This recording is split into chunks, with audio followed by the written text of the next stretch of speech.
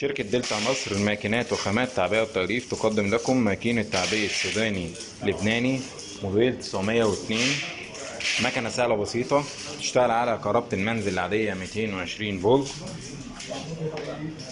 تعمل أكياس لحام سنتر سيلينج فوق وتحت وفي الظهر. هذا عند شكل الأكياس، المكنة أوتوماتيك بتعبي وتلحم. هذا عندي المنتج أهو، السوداني اللبناني. ده الأدوس بتاع الماكينة، يشيل لحد 50 كيلو على حسب كثافة المنتج اللي انا بعبيه. وادي الرول اهو، رول شفاف، والمكنه برضو مزوده بعدسه فوتوسيل علشان لو هعبي اكياس مطبوعه.